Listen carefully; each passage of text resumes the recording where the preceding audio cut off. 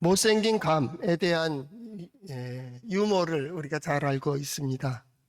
못생긴 감이 있었는데 주변의 감들이 야, 저거는 감이 아니고 감자다. 감자다. 못생겼다. 그렇게 얘기를 했습니다.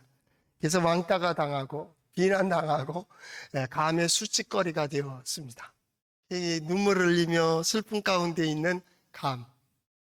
어쩔 수 없이 같이 동조해서 같이 손가락질하던 감들이 있었습니다. 어느 날 달밤에 또 슬픈 마음으로 이렇게 밤을 지새고 있는 이 감 옆에 있던 감이 미안한 마음에 위로하게 되죠. 뭐라고 위로합니까? 야, 감 자니? 그랬더니 그냥 터져갖고 그냥 땅에 떨어졌다는 게 아닙니까? 그 다음에 다시 감이 자라게 됐습니다. 근데 그 태생이 어쩔 수 없죠. 그 가지에서 또 그 감이, 그런 감이 또 나온 겁니다. 못생긴 감입니다. 나는 왜 이렇게 못생겼을까? 저 땅 밑에서 보니까 고구마가 밑에 자라고 있었습니다. 나는 못생겼다고. 그랬더니 아니, 넌 그래도 높은 데서 자라지 않냐? 난 땅속에서 햇볕도 못 보고 자란다.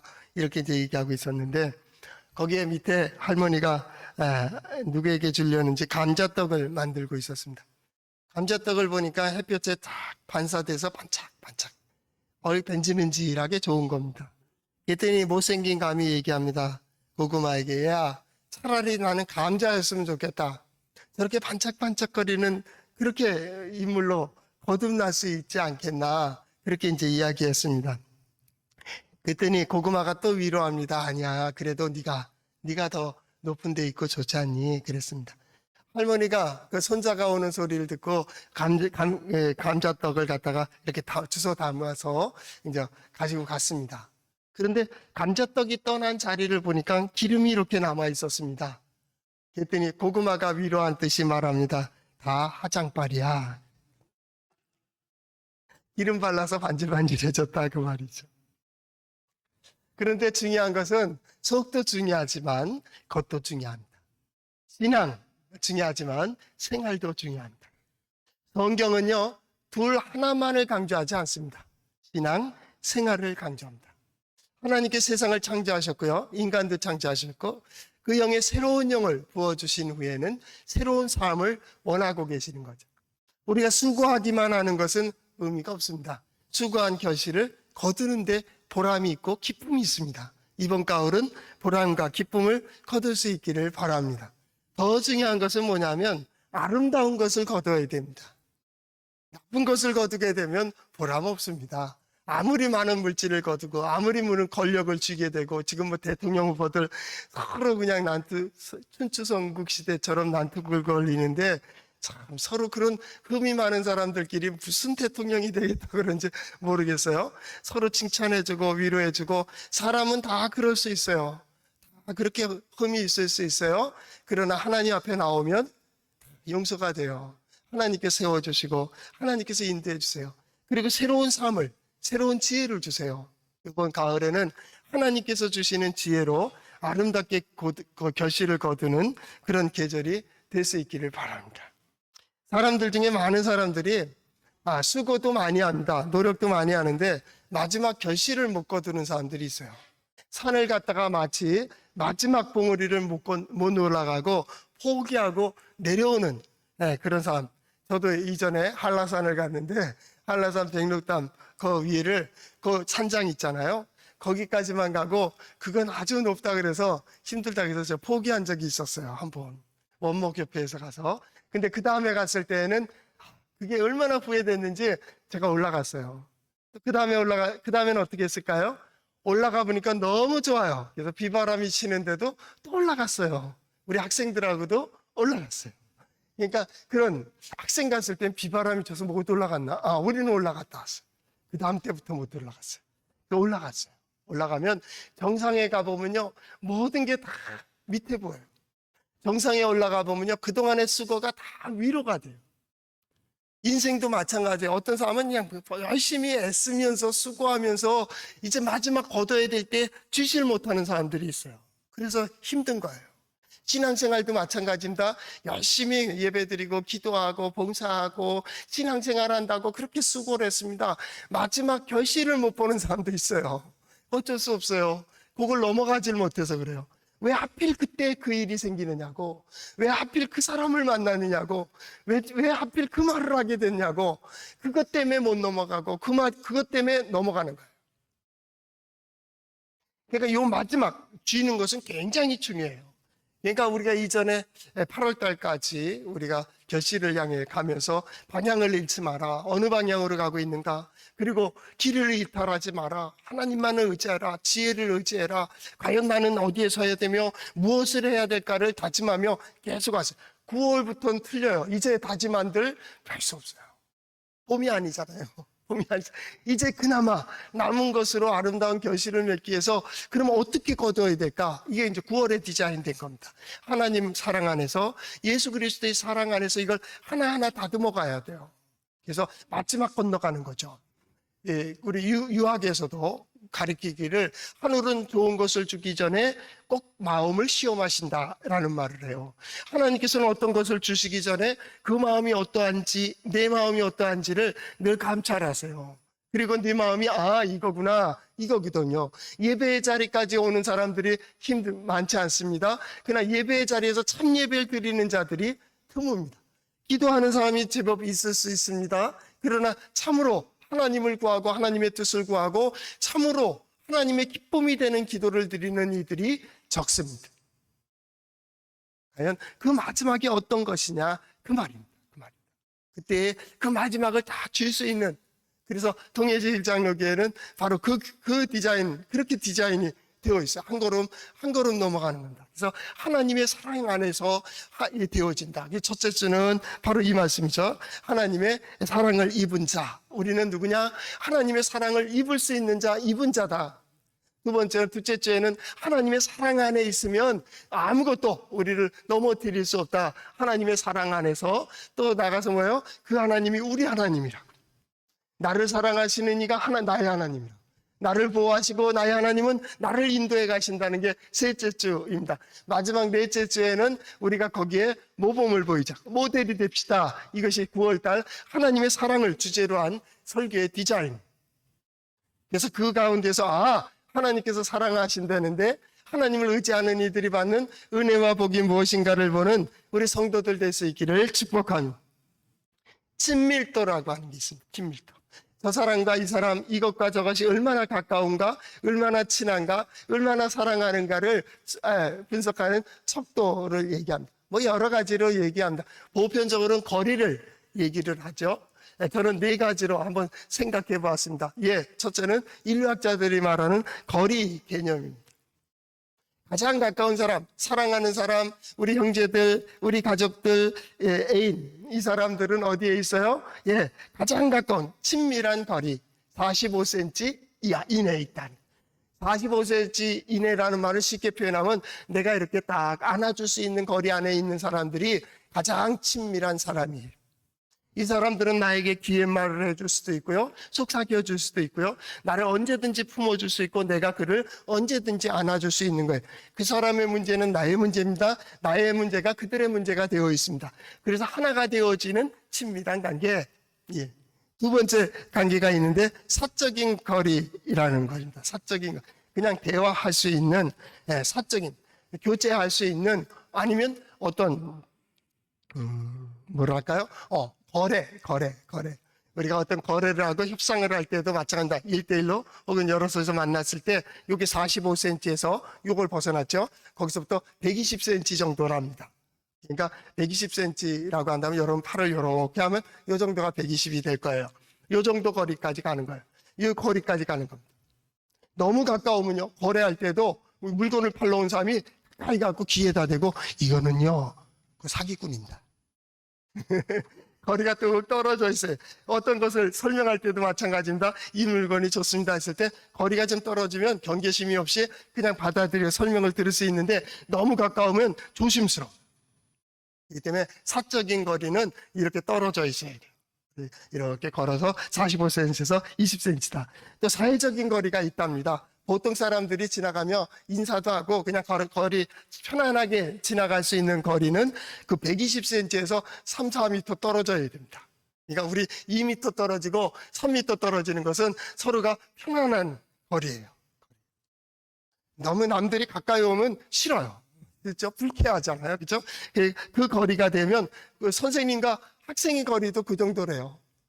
그래서 거기서 뭔가 얘기하시고 그래. 근데 이게 자꾸 가까이 오면 이게 왜 이래? 이래잖아요. 그렇죠? 그런 거리가 있다 그 말이죠.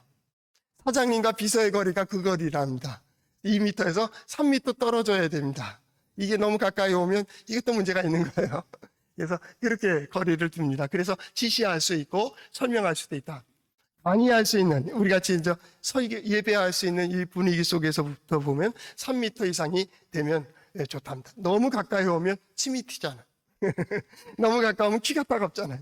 3m 정도 이렇게 3, 4m 떨어지니까 자유롭게 얘기를 해도 이렇게 여러분들이 편안하게 될 수 있는 거예요. 여러분들의 거리 속에서 과연 여러분의 영역 안에 들어와 있는, 저는 1m라고 얘기하거든요. 내가 다 품어줄 수 있는 사람은 1m 안에 있는 사람입니다. 딸이 어떤 수첩을 정리하면서 메일을 보내고 외국에 사람도 관리하고 뭐 하면서 이렇게 인사를 보내야 된다고 관리를 하는데 수첩이 많아요. 그래서 그렇게 얘기했어요. 아빠는 1m 간격을 둔다. 1m. 어떤 사람은 2m 간격을 두는데 너 이렇게 정리해봐라. 일주일에 한 번씩은 꼭 연락해야 될 사람들을 따로 정리해. 매일 안부, 인사를 해야 될 사람들을 따로 정리해. 가족들이 되겠죠. 예, 부모님도 되고 사랑하는 애인도 되겠죠. 매일 정리해야 될 사람, 일주일에 한 번 할 사람, 한 달에 한 번 할 사람, 1년에 한두 번만 해도 되는 사람. 그냥 인사죠. 잘 지내십니까? 축복합니다. 좋은 날입니다. 그래, 너는 그런 날. 그렇게 가는 거죠. 1m 안에 드는 사람이 있어요. 이 사람들하고 나는 언제든지 내 시간을 쪼개서라도 식사를 할 수 있어요. 내 귀한 시간 약속이 있다 할지라도 그 1m 밖에 있는 사람 거라면 취소하고 난 이 사람한테로 갈 수가 있어요. 이 사람들이에요. 이 사람은 나의 문제를 공유할 수 있는 사람들이에요. 오늘 성경 말씀에 하나님의 사랑을 입은 자가 누구예요? 하나님과 가까이 하는 자. 그게 거리 문제입니다. 저는 두 번째로 얘기할 수 있는 건 시간도 마찬가지라고 봐요. 그 사람이 시간을 내어달라면 그 사람을 생각하는 시간, 그 사람과 만나는 시간은 아깝지도 않잖아요. 그죠? 1년에 한 번 만나서 인사하는 사람이 있고 매일 새벽마다 만나는 우리 성도들도 있고요. 일주일에 한 번 만나서 이렇게 잘 지내네요. 예, 좋습니다. 하고 끝나는 사람들도 있어요. 여러분들은 어떤 관계입니까? 목사와 여러분들의 관계. 하나님의 사람, 하나님의 말씀을 선포한다는 목사와 여러분의 관계는 어떻습니까? 교회 지도자들인 장로님과 여러분의 관계는 어떤 관계입니까? 예, 거리는 어떻고 시간은 어떻습니까? 친밀한 관계입니까? 세 번째로 중요한 게 느낌입니다. 거리가 어떻게 했든 느낌입니다. 그 사람을 생각만 하더라도 마음이 흐뭇합니다. 위로가 됩니다. 눈꽃이 반짝거리죠. 코끝이 찡하게 되죠. 기분이 좋죠. 예, 항상 생각하면 그는 어디에 가 있든지 내 사람입니다. 나를 생각하겠죠. 나도 그가 어디에 가 있든지 그를 생각합니다. 그것은 아무리 거리가 멀다 할지라도 시간을 짧게 만난다 할지라도 그 사람은 항상 나의 사람으로 생각하며 위로받죠. 느낌 아주 중요하죠. 예, 하나님이 우리 보실 때 너는 나의 종이라, 너는 나의 사람이라, 너는 나의 자녀라, 너는 나의 암개, 하나님의 자녀로 인정해 준다면 얼마나 행복하겠어요. 느낌 중요합니다. 마지막에 중요한 거는 헌신도입니다. 그를 위해서라면, 사랑하십니까? 그를 위해서라면, 사랑하는 남편을 위해서, 사랑하는 자녀를 위해서, 사랑하는 아내를 위하여, 내가 부모를 위하여 무엇이든지 무엇이 아깝겠어요. 내 모든 것을 다 주어도 아깝지 않다고 하는 느낌. 여러분 생각해 보세요. 그게 친밀도라고 하는 겁니다. 친밀도. 그 마음도 없고 생각도 없고 억지로 시간을 한번 내서 빨리 끝났으면 좋겠다 하고 만나고 앉아서 대화를 쓸데없는 대화하고 있다. 그런 사람이 어떻게 가까워질 수가 있겠어요. 그죠? 하나님과의 관계도 마찬가지입니다. 그러니까 억지로는 안 된다. 도와줘야지. 안 돼요. 예배 드려야지. 이것도 안 된다니까요. 모든 걸 자발적으로 해나가야 돼요. 지나가던 아이가 아저씨 나 저 인형 사줘. 사주시겠습니까? 아줌마 저 인형 사주세요. 여러분들 중에 10%는 마음이 좋아서 그냥 사주겠죠. 또 저것도 사주세요. 또 어떤 지나가는 청년이 와서 나 차를 바꿔야 되는데 돈 1,000만 원만 2,000만 원만 좀 내주세요. 나 차 좀 바꾸게요. 갖겠다는 것도 아닙니다. 좀 사주세요. 라고 얘기한다면 여러분들 사주시겠습니까?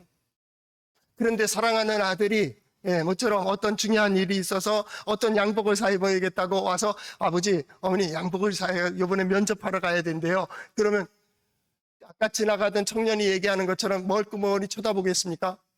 아무리 가진 게 없다 할지라도 자기의 최선을 가지고 그에게 갚아주지 않겠습니까? 바로 친밀도란 거기에 있어요.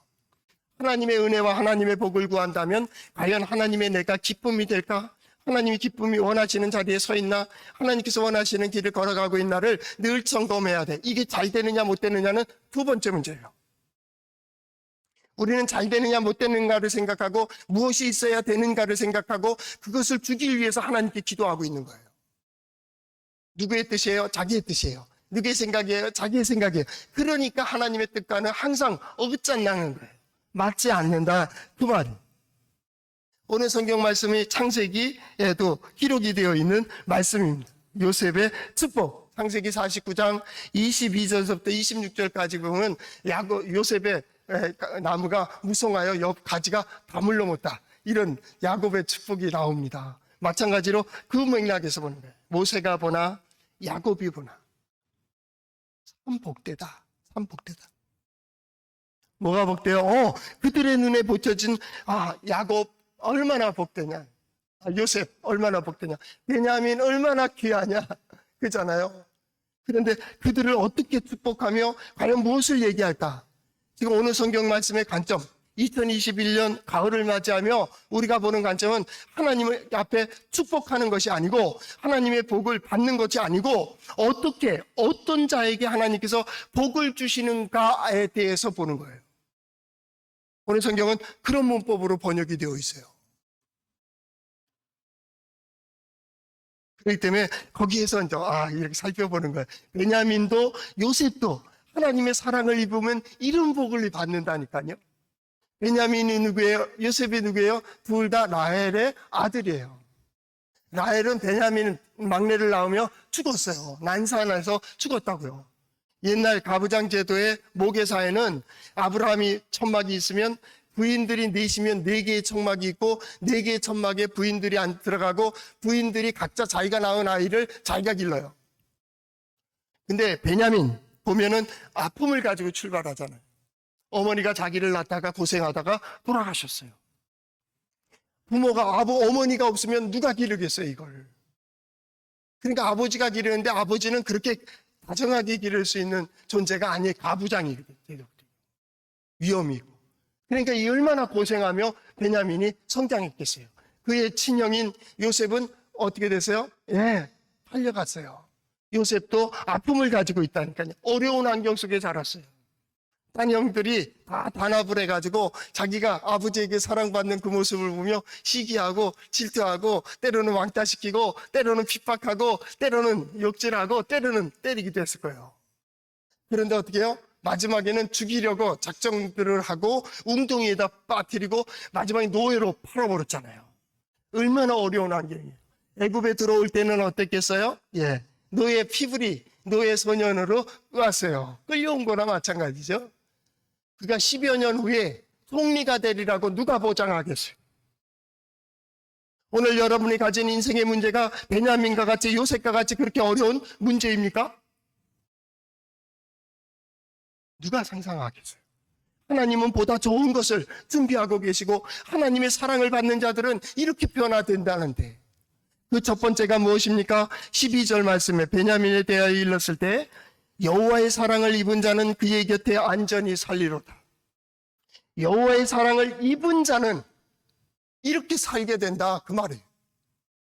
하나님의 사랑을 받는다는 게 뭐예요? 하나님 보시기에 사랑스러움, 하나님 보시기에 기쁨이 되는 하나님의 뜻에 맞는, 그래서 우리 찬양하잖아요. 나 주님의 기쁨 되기 원하네. 하나님의 기쁨이 된다는 말이 뭐예요? 하나님의 사랑을 받는다는 게 뭐예요? 그의 뜻을 행하는 자, 그의 뜻을 따라가는 자입니다. 아버지가 얘기할 때 어머니가 얘기할 때 그 뜻을 따르는 자가 하나님의 사랑을 받아요. 유대인들의 가정교육에 보면 특징 중에 하나가 순종, 예를 가리키고 그 다음에 먹을 걸 준다고 하잖아요. 예, 순종을 가리킨다 그 말이에요. 그러니까 뭐 무조건 예입니다. 부모가 얘기하면 무조건 예입니다. 그 다음부터 시작된다. 그래 하나님께 이해한다 그 얘기거든요. 예, 그래서 이제 그게 이제 이해가 잘 안 될 수도 있죠. 그 문화가 다 그러니까.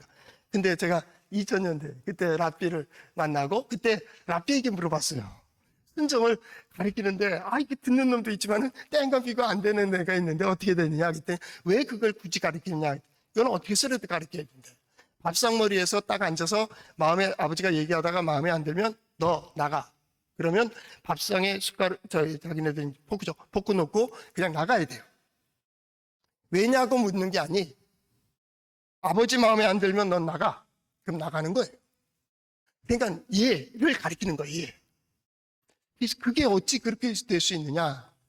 그랬더니 하는 말이 뭐냐면 그래야 아버지에게 이해를 하고 어머니에게 이해할 줄 알아야 그가 학교에 가면 선생님에게 랍비에게 이해할 것이고 직장에 가면 윗사람에게 이해할 것이고 나중에 가서 하나님께서 말씀하실 때 자기의 뜻과 상반되고 자기의 욕망과 틀려질 때에도 이해할 줄 아는 자 그래야 윗사람들한테 사랑을 받고 또 다른 데 가서도 사랑을 받고 사람들에게 존경을 받고 관심을 갖는다 그 말.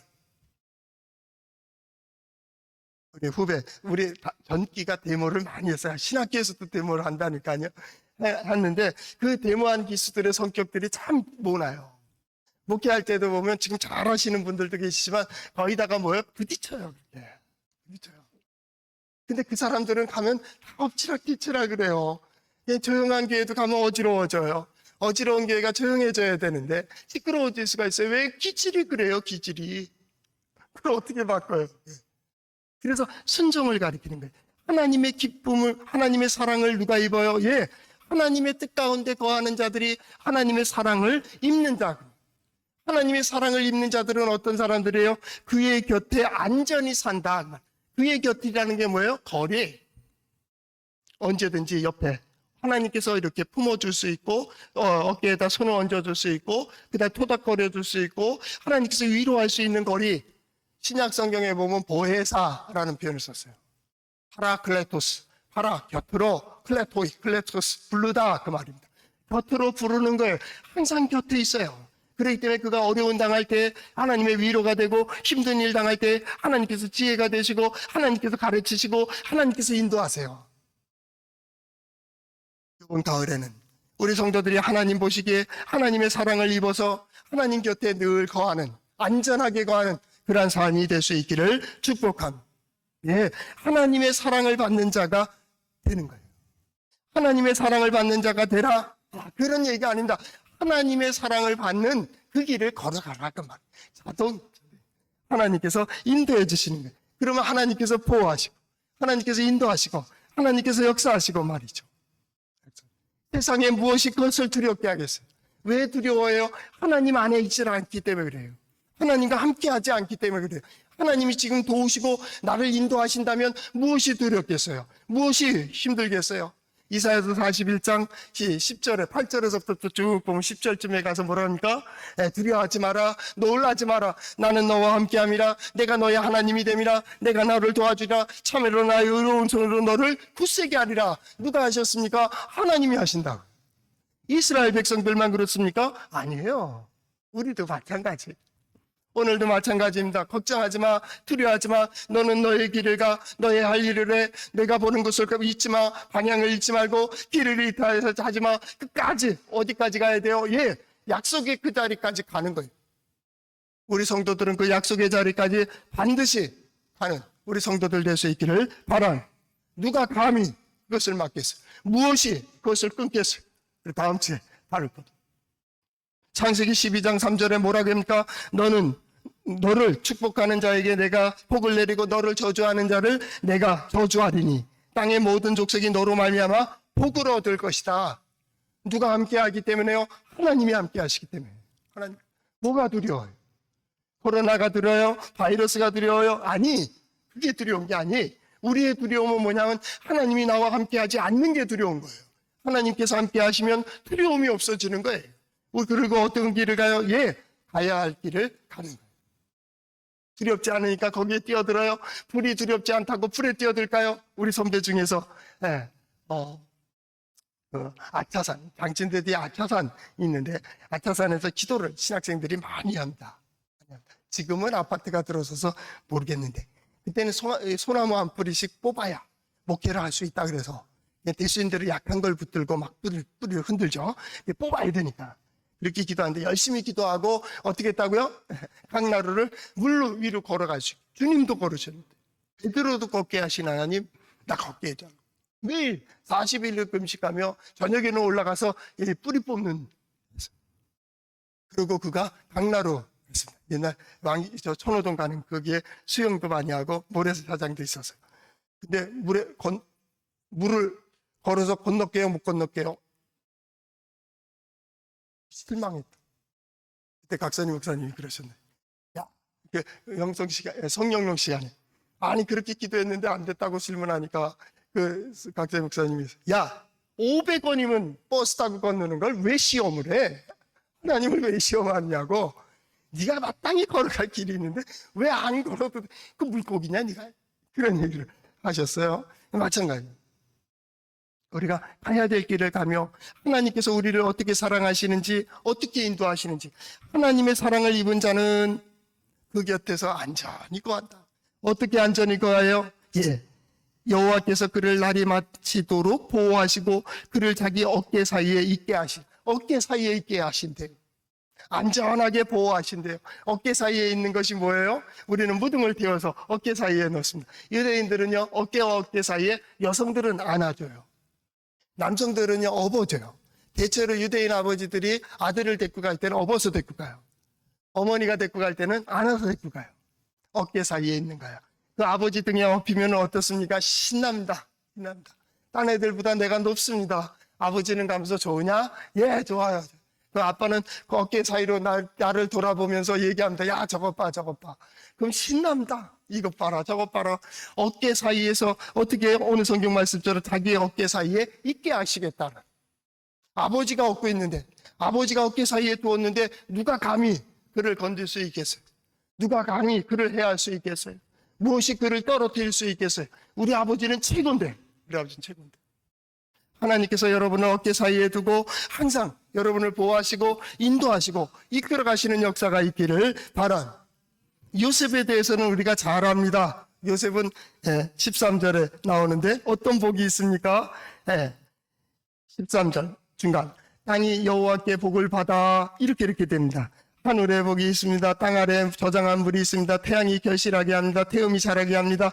옛산에 좋은 산물이 있습니다. 영원한 작은 언덕에 선물도 있습니다. 쭉 나간. 뭐가 복을 받아요? 땅이 복을 받아요. 땅이 뭐예요? 요셉이 서 있는 곳이에요. 요셉이 서 있는 곳마다 하나님의 복이 임한다 그 말이에요. 요셉이 서 있는 곳이 무엇이에요? 그가 손대는 일들, 계획하는 일들, 추진하는 일들마다 하늘에서 복을 주고 땅에서 복을 주고 환경이 복을 주고 상황이 복을 주고 사람이 돕게 되고 물이 돕게 되고 태양이 돕게 되고 달도 돕는다 그 말입니다. 여러분의 복은 어디에 있습니까? 여러분의 복은 저 하늘나라에 있습니까? 그 복도 귀중한 복입니다. 아주 최고의 복입니다. 그러나 이 땅의 복을 받는 우리 성도들 될 수 있기를 바람. 신앙 중요한 것처럼 생활도 중요합니다.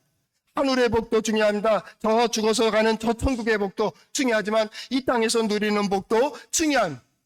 우리의 시간이, 우리의 물질이, 우리의 직분이, 우리의 환경이 하나님의 쓰임에 맞는 그 길을 걸어가서 하나님께서 주시는 이런 복을 받을 수 있기를 바람. 특별히 요셉은 누굽니까? 하나님께서 함께 하심으로 형통한 자가 되었습니다. 요셉으로 인하여 그가 손대는 일들마다 하나님께서 복을 주셨습니다. 요셉으로 인하여 그 보디발 장군 주인이 복을 받았어요. 밭도 복을 받았고요. 양들도 복을 받았고요. 창고도 복을 받았고요. 감옥에 갔더니 간수들도 복을 받았어요. 애굽의 총리가 된다. 10여 년 후에 애굽의 총리가 돼서 애굽이 복을 받고 애굽 바로왕이 복을 받아요. 주변의 나라들이 복을 받았어요. 여러분과 믿음의 사람들과 믿음의 자녀손들로 인하여 이런 복이 이 시대에 우리가 보는 그런 복이 될 수 있기를 축복합니다. 왜요? 하나님의 약속의 말씀이 이게 이대로 이루어지지 않는다면 하나님이 거짓말쟁이든지 아니면 성경이 거짓말하든지 아니면 우리가 잘못 믿고 있는 거예요. 둘 중에 하나예요. 하나님이 안 계시든지 아니면 내가 잘못 믿고 있는 거예요.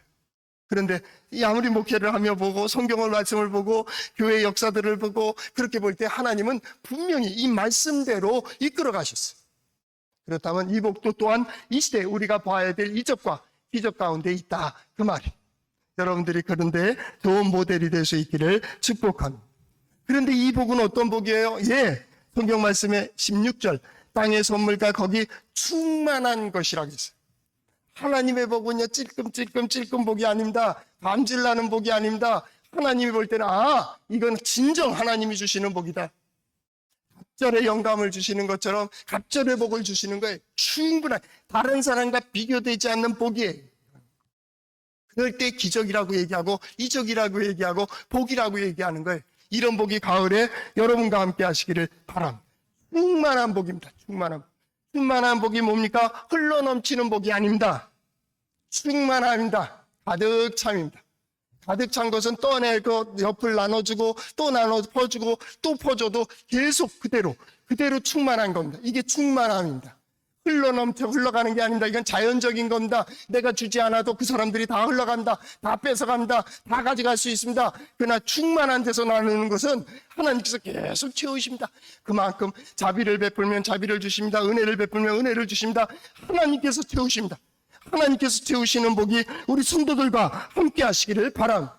그거로 인해서 어떻게 됩니까? 많은 사람들이 그를 존경하게 되는 거예요. 그래서 뿔이 들소의 뿔 같다, 그런 표현을 썼고요. 더 중요한 것은 여기에 아주 오늘 재밌는 겁니다. 16절 하반절. 떨기나무 가운데 계시던 이의 은혜로 말미암아 복이 요셉의 머리에 그의 형제 중에 구별한 자의 정수리에 임할 것이다. 그게 누구예요? 1차적인 요셉 맞아요. 그런데 성경은 그걸 얘기하고 있는 게 아니에요. 형제들 중에 구별된 자가 누구냐? 형제들 중에 다른 자가 누구냐? 많은 형제들이 있습니다. 그 중에 복 받는 자 달라요. 그 중에 사랑받는 자 달라요. 그 중에 은혜 받는 자 달라요. 믿음의 자녀손들인데 저는 4남매입니다. 12남매도 있는 사람도 있고요. 5남매 있는 사람도 있을 거예요. 그 중에 은혜 받고 복 받는 사람 따로 있어요.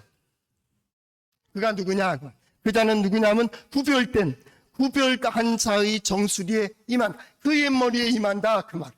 저는 그랬으면 좋겠어요. 뭐 열도 좋고 스물도 좋아요. 경쟁자가 많이 있어도 좋아요. 그러나 하나님의 구별된 자로서의 하나님의 복을 받는 우리 성도들 될 수 있기를 축복합니다. 네, 하나님이 함께 하신다면, 하나님께서 함께 하신다면, 하나님께서 사랑하신다면, 하나님께서 나를 그 어깨 사이에 놀게 해주신다면 무엇이 문제겠습니까? 이제 바라보는 그 소망을, 이제 이루어야 될 그 길을 반드시 이루는 그 길 속에서 하나님의 사랑을 받는 이들이 받는 은혜와 복을 보는 기가 막힌 일들이 이루어지는 우리 성도들의 삶이 되기를 축복합니다.